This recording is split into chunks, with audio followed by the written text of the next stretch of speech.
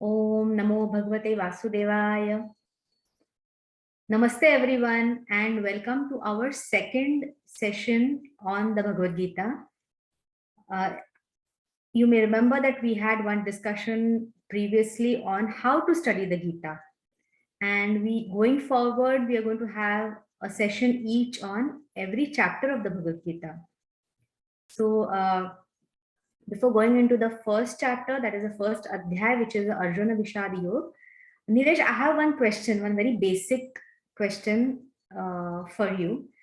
We know that Mahabharata is written by Maharshi Vyas. We also know that Sanjay was reciting whatever he could see with his Divya Drushti to Rashtra. And we also know that it was Krishna who told the Gita. But the Gita that we read today, or that we study today, is what is written by Maharshi Vyas. So do we call this Maharshi Vyasa's Gita or Sanjay's Gita as he told Dhritarashtra, or it is Shri Krishna, Bhagavan Shri Krishna's Gita? So that is one fundamental question that I've had for a long time and that a lot of people have. So can you please explain to us? Yes, thank you. Good question. I will add actually to that question before even responding. Before that, one more point that you ask, which is, or did not ask as a question, you refer to it as something about Bhagavad Gita or Mahabharata that we know. Many people hear about it and they draw all kinds of crazy conclusions from it because they don't necessarily read Mahabharata or do not read Mahabharata with a care, which is to say Sanjay getting a Divya Drushti. Okay, that is not the subject, so I don't want to go deeper into it, but I want to make it very clear that the Divya Drushti that Sanjay had was bestowed by Vasudev on Sanjay has absolutely nothing, and I mean nothing, nada, to do with the fact that he could sit in a one room or sit in a room next to Dhritarashtra and somehow see everything that's going on the battlefield and narrate it to Dhritarashtra. Usually that's how we are told, that's as if he was doing that. That's not the case. Again, we will not discuss today what was that Divya Drushti, but the fact is, we know from Mahabharata narration that he went multiple times to the battlefield. He was there, almost participating, maybe not with a sword and shield. And he was going there multiple times and at a periodic intervals bringing the information back to Dhritarashtra. So that is how he was doing it. Now to the other question, or actually the question that you asked. So whose Bhagavad Gita it is, or is it? We can actually, all the names that you mentioned, is it Sanjay's Bhagavad Gita? Is it Krishna's Bhagavad Gita? Is it Vyasadeva's Bhagavad Gita? We may actually add, and is it Dhritarashtra is also listening to it in a way, and is it Sanjay, is it Arjuna's Bhagavad Gita? Because the Arjuna is also the recipient of it. The Bhagavad Gita, the message of Bhagavad Gita for Arjuna's very unique situation that he faced was narrated by Krishna to Arjun, okay, on the first day of the Mahabharata war. It was the day of Kartik Amavasya. And related to that, I will also answer why in a traditional sense, in a celebration sense, we celebrate Bhagavad Gita on Margashirsha Shukla Ekadashi. Okay, many people think it is told on Margashirsha Shukla Ekadashi. It is not told on Margashirsha Ekadashi. That goes into answering your broader question. So Krishna gave this advice to Arjun on the first day of the Mahabharata war, Kartik Amavasya. However, the way it comes into the narration or the sub-narration to us is like this. The first time Sanjay came back to Dhritarashtra to narrate him the events of the Mahabharata war was actually not right there on the first day. He's not sitting in the room with him. He's on the battlefield. After 10th day, when Bhishmacharya falls down in the battle, fell down in the battle, that is the time, which is he's their army general, I mean, the whole trust of a Kaurava side is on the Bhishmacharya. Sanjaya comes running back to Dhritarashtra saying Bhishma fell down, Bhishma fell down. And that is the time where the Bhagavad Gita begins. In a sense, Dhritarashtra is asking, so tell me what happened. Dharma kshetre, kurukshetre, samaveta, yudsava. And in that context now, of course, Sanjay is telling many other instances leading to the first day of the Mahabharata war. And then he's telling the instances of first day of Mahabharata war. By the time he is narrating that portion to Dhritarashtra, it is fair to say that, or we have a very likely reason to say that it was the day of a Margashirsha Shukla Ekadashi. Okay, so a couple of days have gone by from the time Bhishma fell down, and therefore we celebrate it. In fact, that is the logical explanation. There cannot be any other logical explanation. Okay, now quickly to your question. So Krishna said this to Arjun.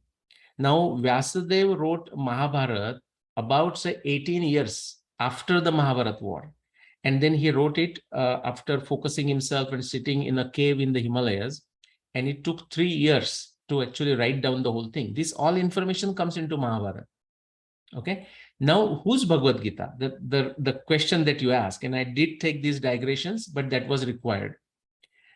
In fact, you can say that it is Arjuna's Bhagavad Gita, meaning Gita for Arjun. You can say it is said by Krishna, and it is Vyasadeva who finally composed it. In the sense, the message of Krishna to Arjun, they did not speak in Anushtup Chanda. They did not speak in a poetic verse the way Mahabharata is. That is been composed by Vyasadeva 18 years after the Mahabharata war in an Anushtup Chanda. So that is Vyasadeva narrating what happened between Krishna and Arjun. And that's how it is coming to us. That's how the whole Mahabharata is coming to us. Quickly, one point on the total unity. If you want to think of the three people I mentioned, Arjun, Krishna, and Vyasadeva. Something interesting to know. All of them, do you know, by the way, that all of them have a name Krishna? They have been called by the name Krishna, right? So Vyasadeva, because Krishna Dvaipayana Vyasa. Because in the talks on Gita by Vinoba Bhaveji, he's mentioned that that all three are actually like Krishna, or they are so much into the mirror image of Krishna that they all are called Krishna. I mean, Arjun as well as Vyas. And he also goes on to say that Maharishi Vyas also, he's so great that he's brought his own context to the Gita also. I mean, in the poetic form that he has written on Krishna's message, it is his greatness also that can be seen. Correct. And he's in tune, right? He's in a tune with the thinking of a Krishna, philosophy of a Krishna, right? And there is one more Krishna, by the way. Krishna rather than Krishna is Draupadi, but we will just leave her aside. Do you know when Arjuna got the name Krishna? No. Okay, see how closely they are connected. It is when Arjuna went in the search of different weapons, okay, and he had a fight with a Shiva, and Shiva gave him Pashupatastra. That is the time Shiva calls Arjuna as a Krishna because of his very close association with Bhagwan Krishna. Okay, but long answer, but that's the one. And something that you did not ask, I don't know if you intended to ask or not, but see, anytime if you want to know in a true sense, we need to know Desha, Kala, and Patra. So as a location, it's at a Kurukshetra, northern India.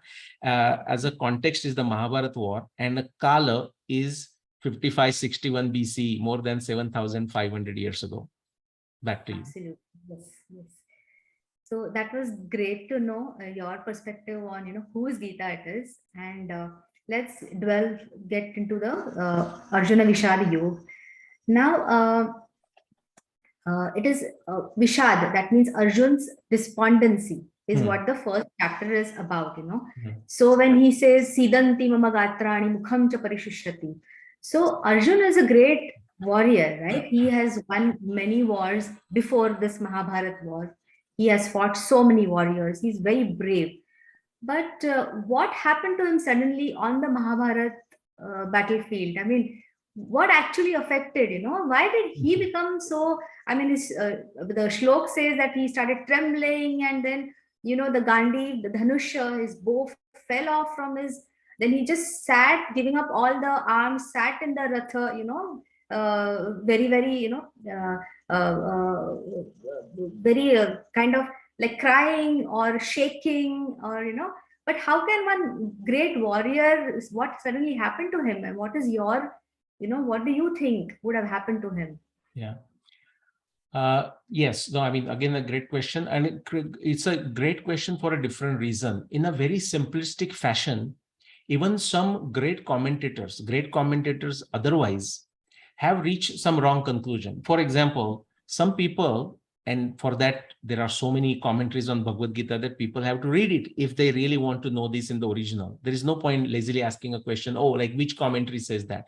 But actually, there are some commentaries where people have very casually, carelessly, in a very simplistic fashion, they have said, oh, Arjun became suddenly fearful. Now, how laughable is that, right? I mean, Arjun, who has fought single-handedly against Bhishma, Drona, Karna, like at the Go Grahan Parva, at the they were staying at Virata.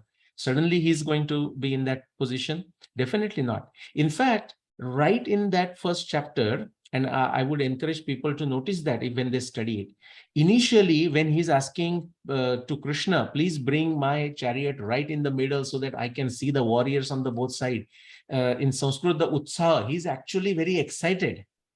For example, I will not take time reciting, but say Shlok 22, 23. He's very excited. I mean, okay, please bring, I want to see who is fighting on both sides. Then what you just said, the Vishada, the depression, despondency, he gets into that. And suddenly, like, he starts saying all the negatives of the war, all the negatives of fighting within the closely related people, and what it's going to do and why one should even do it. And because we are only discussing first chapter, we'll not talk so much about the second chapter. But at the beginning of the second chapter, he also he gets to really pathetic levels, what you can say, dina bhav, like totally helpless. We will see that also. Your question, why did it happen? Well, I mean, one thing is definitely it's not because of a fear. It's not because of its non-violence also. Like some people, people too much, unfortunately, and in a wrong fashion attached to non-violence. Ahimsa, sometimes the translation of ahimsa, non-violence, is also does this mischief. Ahimsa has a much bigger meaning, it's an unnecessary violence. That's what that ahimsa is also referring to. And therefore, at one point, Krishna says, once you are at that right mindset, even when you kill, it's not like a killing. You better not worry about it. So what is it? It's not the non-violence. Suddenly, the non-violence nature of Arjuna came to the front, or it's not the fear. It is the moha. Moha, ma, that's a ma or mu is the root, Sanskrit root. That leads to the words like moha, mudha, like a foolishness, what we call being hypnotized, under a spell, as if under a spell. So suddenly this he's going under that spell, and going because of what? Because of the attachment. Okay, the attachment to the family. Like suddenly he's saying actually the effect of seeing in person is very different. Suddenly he's saying Bhishma, his great grandfather, he's saying Drona, his guru. Okay, and many people, even his good friends, but now somewhat on the other side. Again, he's worried about his own side people dying into the war. And so it is the moha. Now what happens is, a naked rejection of a duty is not tolerated by any one of us. So there is a message for us. That's why, people always gets into justification for their decision. And so just to answer your question, it is the moha. And if people don't realize this, they will not get the gist of Bhagavad Gita, because we have this description of a moha in the first chapter. And as they study it, they should think of noticing every time the word moha is described. In 11th chapter, Arjun briefly tends to say that now I'm a moha mukta, my moha has gone. But maybe Krishna thinks it is not completely gone, or maybe some more work is required. And then in the 18th chapter, Krishna explicitly asks Arjun that, hey, I have told you what I wanted to tell. Now, has it gone? Are you now ready?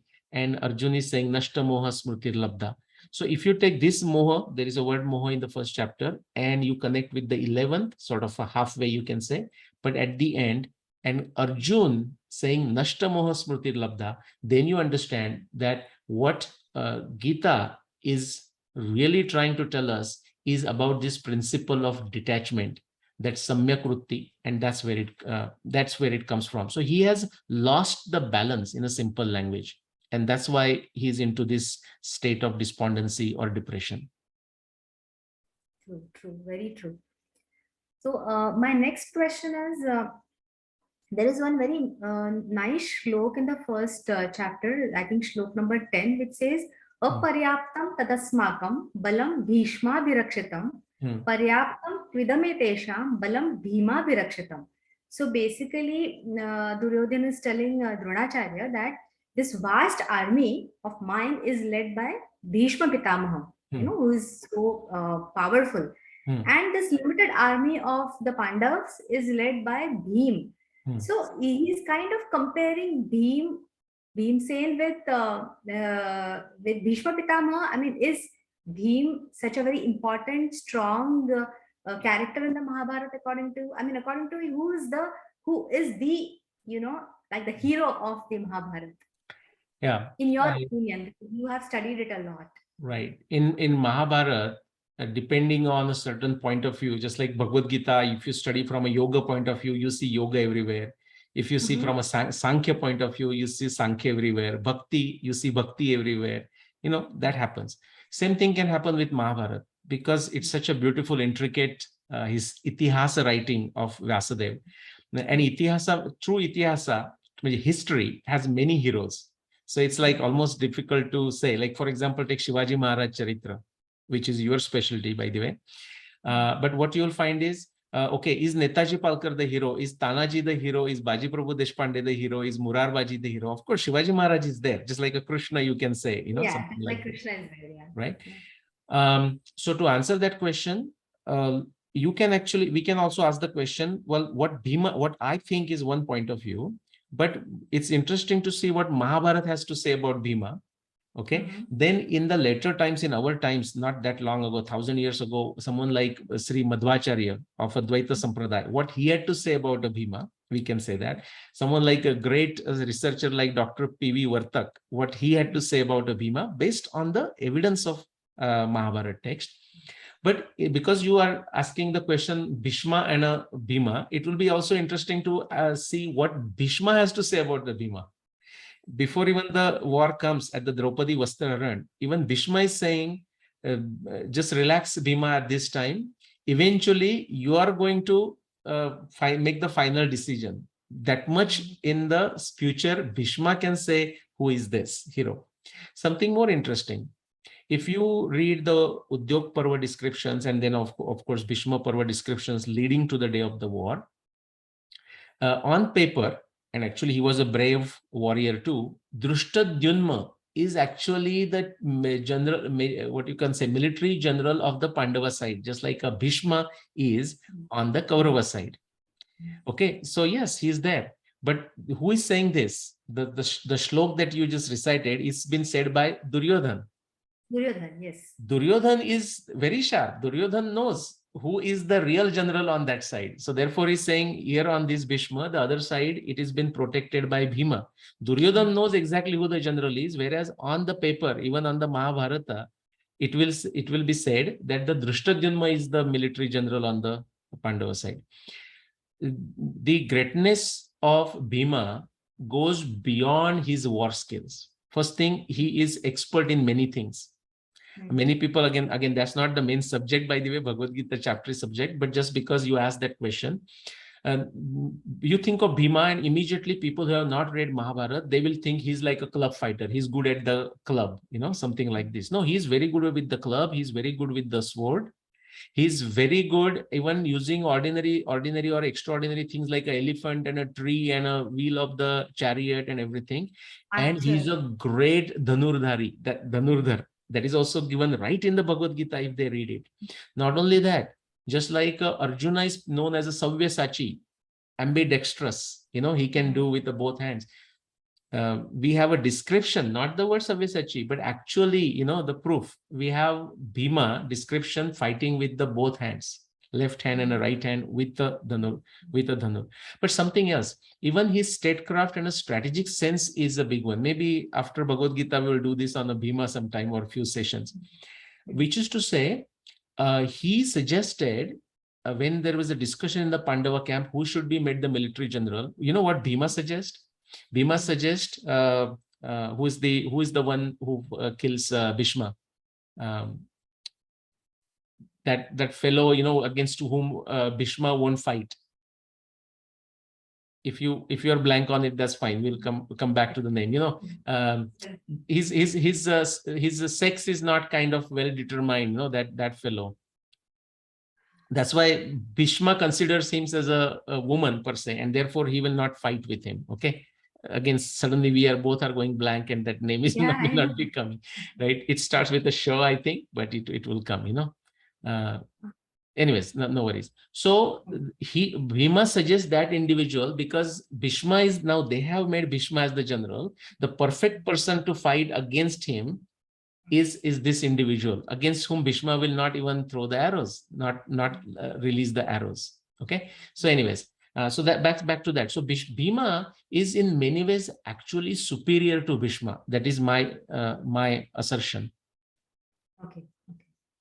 Superior to Bhishma. Oh, that's interesting. That's very interesting. Yeah. Also, I think he is one person who always will fight for righteousness. I mean, he is the one who always, even in the Dyuta Krida, he wanted at there and there itself to, kind of give Duryodhan or teach him a lesson, or fight him. When Draupadi was being insulted in the court. Correct. Yeah, so I think he's the one who will take up the right cause there and there itself and want to kind of be fair. Yeah.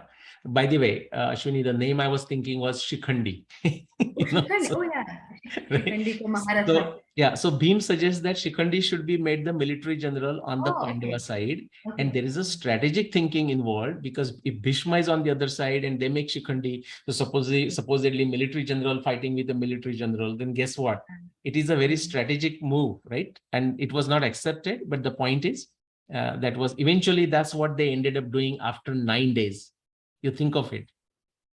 After 9 days, finally, to get rid of Bhishma, that's what they ended up doing. And in fact, the first chapter has this shlok, right? Kashasya Parmeshwasa Shikhandicha Maharatha Dushtadumna Viratasya Satyakishta Parajitaha.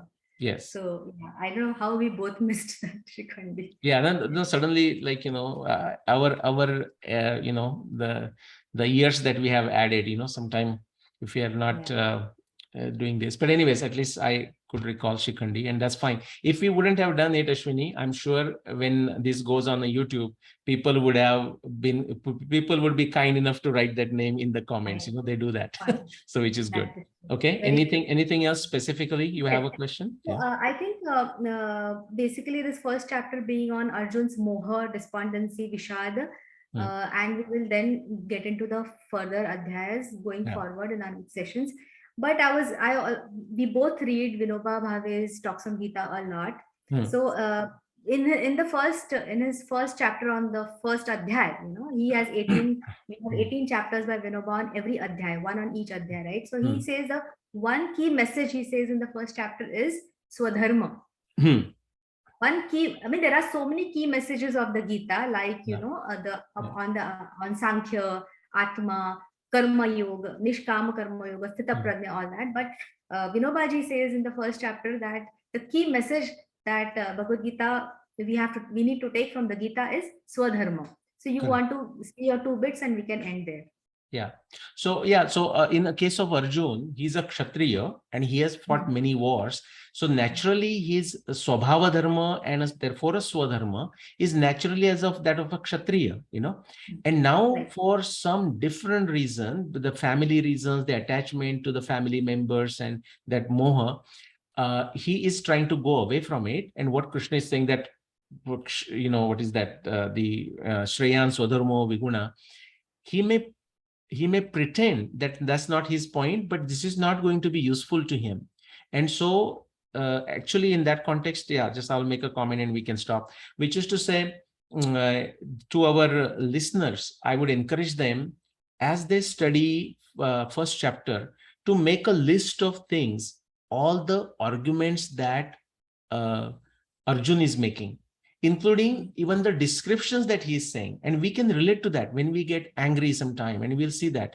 For example, like, because you mentioned Vinoba, like in Gita, what you say, Shariri Sutato Kampa Ubhe Romancha Rahati, and I know you will able to say the Sanskrit one, Gandiva Natike Hati Sagali Zarate Tvacha.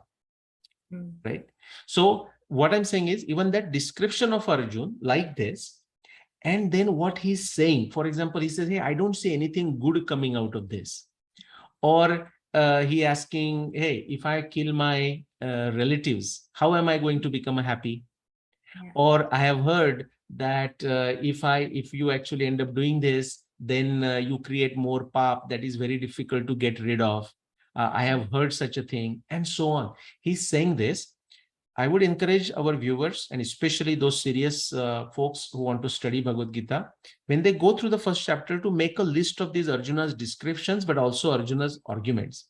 And what Ashwini we will do whenever we do the second chapter quick discussion like this, depending on the time, I'll try to put together Arjuna's situation, Arjuna's description of his own personal, the situation he's going through, or his arguments, and its response that is given in the second chapter. The concluding point I want to make is this, that Arjuna created a situation in the first chapter. I mean, that is described in the first chapter, and the second chapter gives answers to each and every question of Arjuna.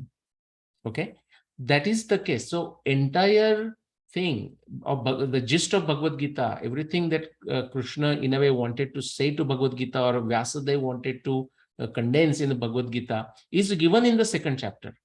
And so after that, just like we talked about how to study Bhagavad Gita and we went through different chapters, afterwards is the elaboration of whatever is there in the second chapter. And sometimes it's further elaboration, and then Arjuna asks more questions, so further elaboration, and that's how it goes. And quickly, last one point. So the first chapter, verse 45.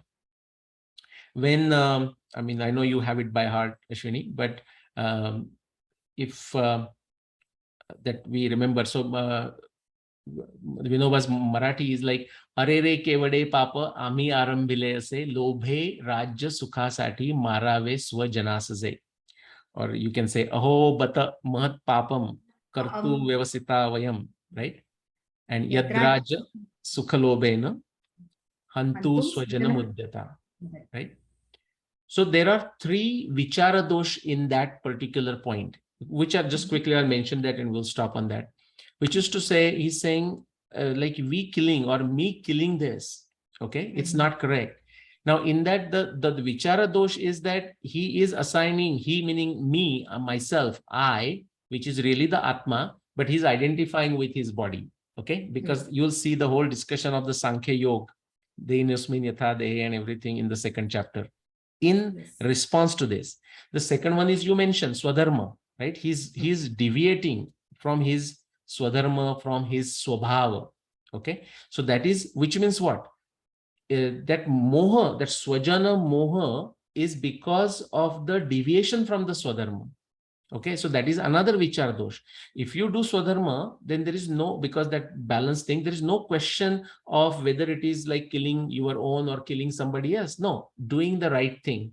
Like in my business school here, one professor used to say, when we are doing analysis on something, he said, do the right thing. That Swadharma is about doing the right thing. And the third one, he's saying, hey, we shouldn't do this, I shouldn't do this, because by killing others, me enjoying the kingdom is not correct. And what is the problem with this?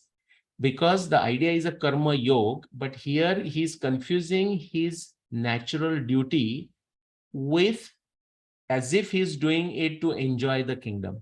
So right in that verse, there are these three vichara dosh. And the reason I mentioned that is, just like the other list that the viewers and the students of Bhagavad Gita should do, they will find these three problems that are there in the first chapter 45 verse are also addressed in the entire second chapter. Yeah, excellent. So in fact, we have a shlok somewhere later, right? Kama esha, krodha esha, rajoguna samudbhava, mahashano mahapapma, vidyena miha vairanam. So kama, desire, and krodha, anger, are the two biggest pap, or the sins of which can destroy a person or the world. Yeah. So that's what Arjun starts with: kama, desire, moha. Yes. Yeah, moha. And then just like those all, kama esha, krodha esha, and that's exactly the different transformations that he went through right there, to the extent finally he's like, incapable of doing anything and feeling helpless. Absolutely. Yeah. Great that you quoted that verse. Back Yeah, to I you, think, and you can conclude. Yeah, I think that was excellent, and looking forward to the further discussion on the further chapters. Thank you, everyone. Jagdamba, Jagdamba, Jagdamba. Namaskar.